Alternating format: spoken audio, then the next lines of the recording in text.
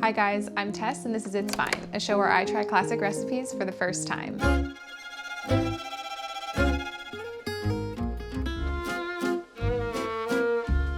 Today we're making pork and chive dumplings, which I'm very excited about but kind of nervous about folding. I had to watch many YouTube videos to prepare myself. Some fun facts for you. Pork and chive dumplings, known as jiaozi in Chinese, have a long history dating back over 1800 years to the Eastern Han Dynasty. Originating in northern China, they were initially filled with lamb and then later evolved to include pork and chives due to their accessibility and flavor, which I agree with because I think I want pork and chive dumplings over lamb dumplings, but maybe that's just because that's what I know. Legend says that Zhang Zhongjing, I think, a traditional Chinese medicine practitioner, invented jiaozi to treat frostbitten ears. He would stew lamb, black pepper, and warming medicines, chop them, and use them to fill the dough wrappers. He would boil the dumplings and give them to his patients with the broth. The dumplings were originally called tender ears. Oh my gosh, that's so cute, but I don't understand how they would help your frostbitten ears, like in what world? Anyway, that's your fun facts, which is fascinating because I don't know if it would work. For the pork and chive dumplings, we're going to need Chinese chives, ground pork, salt, chicken stock, Napa cabbage, garlic, brown sugar, sesame oil, dumpling wrappers, and ginger. Okay, I have all my items. I'm all set up and prepared here. I'm just gonna chop up a little bit of Napa cabbage. Technically, the recipe is half a head of Napa cabbage, and just finely. Napa cabbage is not an easy thing to chop up, but I'm gonna go like this, and then I'm gonna go like this, and I'm gonna go like this, and then I'm gonna go like this. Just move you to the side, buddy. Don't worry, I'll take care of you later. I'm not gonna do this much because movie magic is gonna get me the correct amount. Add cabbage. Now you're gonna salt it. You add a generous amount of salt because you wanna sweat out the water out of the cabbage. You just add salt and then you massage it in, and the salt is gonna draw out the water. It's become nice and softened, which is perfect for our filling, and you're gonna drain the water out of it so it's like nice and dry. That's prepping our cabbage. We need to chop up a couple of, these are Chinese chives. You could use regular chives too, but these are specific. 100% pork and chive is my favorite kind of dumpling. I feel like pork and chive is so classic. It's the most delicious. But we're gonna add our ground pork to a bowl. Oh, 1 second, I'm just gonna wash my hands from that meaty too. Take off my rings. And then to this, we're gonna add our chopped chives. We have a little bit of brown sugar, some finely chopped ginger, chopped garlic, sesame oil, and chicken stock. The last thing I have to add is the cabbage. And what I'm gonna do is take my tea towel, spread it out onto it. You can see it's like nice and soft and you can feel that water. Look at that. See it coming out? All that water's been drained out of that dry cabbage from the salt. So we're just gonna get rid of the water by rolling it up. You roll it in a towel. See all that liquid? Get rid of all the liquid. You can see it all as we undo it. There's our nice dried out cabbage. Add it. All that moisture is now in your tea towel. Okay, now you're just gonna get in there with your hands and mixy mix. And you just have to remember what you'll get at the end, which is some really delicious dumpling filling. That looks good to me. We got 2 thumbs up. Do you like those meaty hands? Here are our wrappers, they're round. Well, I did some Googling to find out the right technique, and I read an article with 5 different techniques, and this is the technique that spoke to me because it seemed like the easiest.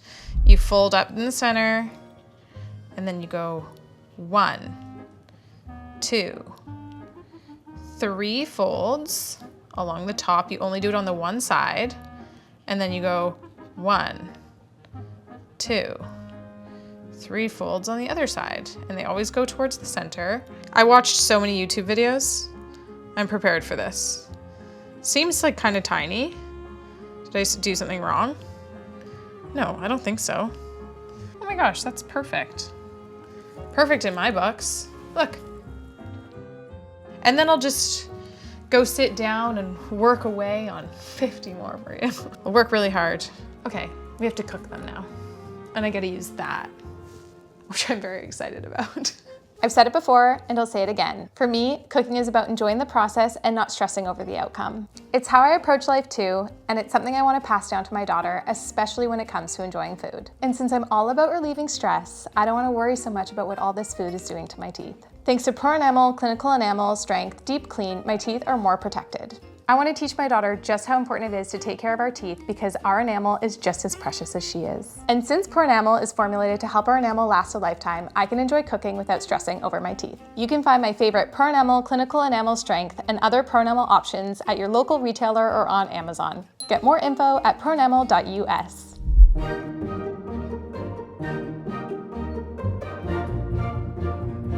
We have a pot of a little bit of boiling water and this beautiful bamboo steamer. Technically, the bamboo steamer is supposed to sit in a pot with water touching it, but we don't have a wide enough pot. So this fits almost perfectly, and it's still gonna steam up. I'm just gonna do it like this, and I think it's gonna be perfect. Oh gosh, be careful, Tess. There's this little parchment steamer on the inside here, and then I'm gonna put each of my dumplings. Oh gosh. Lid on. And then they're gonna steam for like 10 minutes. That's it, super easy. Okay, we have our perfectly cooked dumplings. I'm very excited to take the lid off. Ready?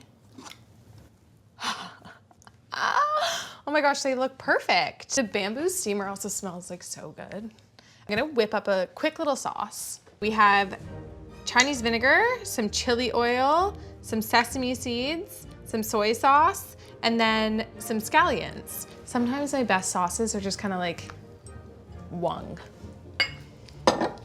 Chinese vinegar, soy sauce, a little bit of chili crisp. Are you a spice person? Okay, no, but I am a chili crisp person.